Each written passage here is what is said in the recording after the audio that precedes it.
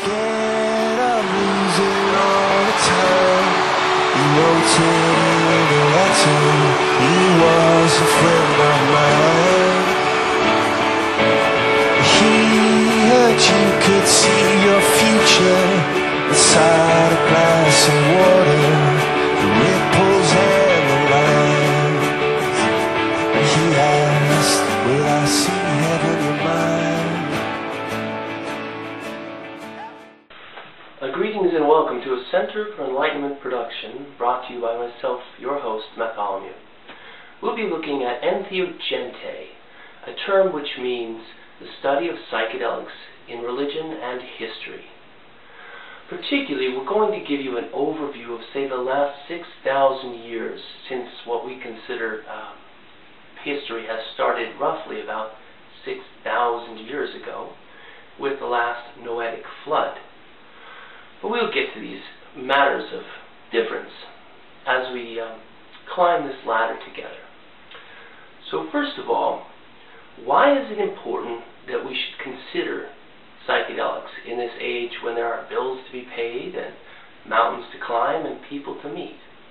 Well, I can give you three good reasons. The first good reason for why we should understand the historical role of psychedelics and its influence upon religion is that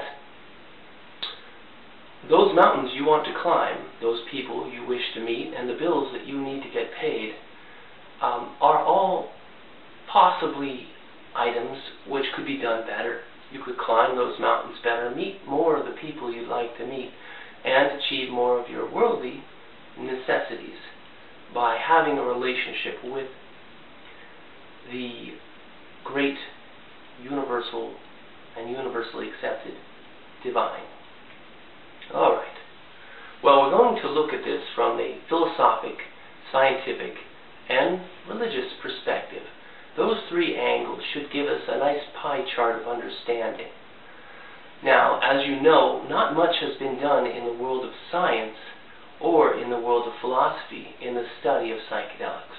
We have a few big names like Aldous Huxley with his Doors of Perception, and a few brave scientists who step forward and research these matters, like Rick Strassman, who studied dimethyltryptamine.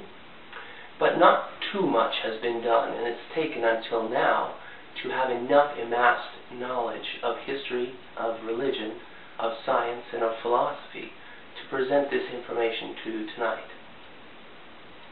Well, why is it important? Okay, it can help you in your personal life and your personal struggles. Another good reason why the study and understanding of this subject matter is so valuable is because a misunderstanding of psychotropic drugs, of religion and history, can cause constant confusion, order out of chaos, which means order out of chaos. The chaos ensues because we constantly are driven in the wrong direction like cattle. For example, the war on drugs. Did this turn out to be a very effective war? Was it a good use of our resources? It does not appear to be. While open-armed acceptance of drugs is not a valuable thing, everyone knows this, from the addict stuck in the gutter to the man who has never taken any kind of psychotropic drug other than that which naturally occurs in the body, say DMT and opiate in the form of endorphin and enkephalin. Let's also add adrenaline. Now, this is the fact. We need to understand what these things are and what role they have played, or else we will continue to engage in propaganda and wars for and against these medicines. But with understanding, we have light, and with light, we will no longer trip over those things which are left as stumbling blocks in our path. How do we handle morphine addiction? Well, let's create heroin. Didn't work out quite the way we thought. So, let's get the understanding understood. That's a second reason. A third reason is that our basic concepts of right and wrong, good and evil, seem to have been derived from an early religious use of psychotropic plants, as though they were the names of angels, ministering spirits that educated us either in the left-handed path or in the right-handed path. Okay, this is Entheogenta. You cut me down a tree and brought it back to me, and that's what made me see where I was going wrong. You put me on a shelf and kept me for yourself. I can only blame myself, you can only blame me.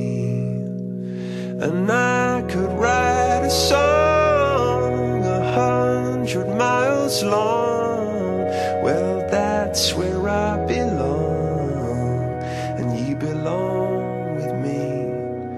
And I could write it down or spread it all around, get lost and then get found, or swallowed in the sea.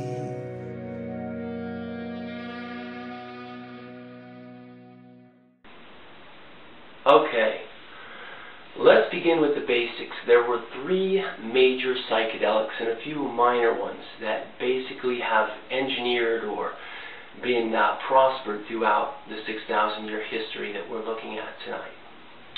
The big names and their symbols. The big names are Amanita muscaria, which I always pronounce as Amanita muscarium. That's that big red mushroom with the white spots. Now, its symbols are the fiery red bull of the mountain, the tree of knowledge of good and evil, and the great thunderbolt or great lightning bolt, as the Quiche Maya refer to it. They also add that they think it's the evil mushroom. So, now that right there begs investigation, don't you think? Alright, player number 2 is the psilocybin mushrooms. There are at least 144 psilocybin mushrooms known throughout the world. The psilocybin mushrooms symbols are the scallop shell, the fish or Pisces, the logos or word, the lost word of Freemasonry, and they have been stylized in Norwegian history as what we call the cartoon series, the Smurfs. Notice that Gargamel, the alchemist, is always trying to turn these little blue people into gold. He's trying to find a way to tincture them and make a healing potion that he can sell as a snake oil on the streets of Europe. Alright. Well, we'll get back to alchemy and chemistry in some later series. But for now, let's move on to player number 3. This is a particularly sly and crafty player. This is the morning glory family as an entire species. Morning glories contain lysergic acids, and they're in an anamine form. So they're related to LSD. Now the symbols for the morning glory species is the feathered serpent from the New World. The Aztec, Olmec, Incan, Toltec, Mayan all had this feathered serpent deity that they respected and worshipped. It's also universally known in the form of the conch shell. Just as the psilocybins had a shell, the scallop shell, which is associated with Venus and love, so the conch shell is universally known in Hinduism, Buddhism, and the Mesoamerican traditions as the symbol for the morning glory. And we'll look at a little bit of why. The obvious is that it's got a spiral. And the morning glory, as we learn from Plants of the Gods in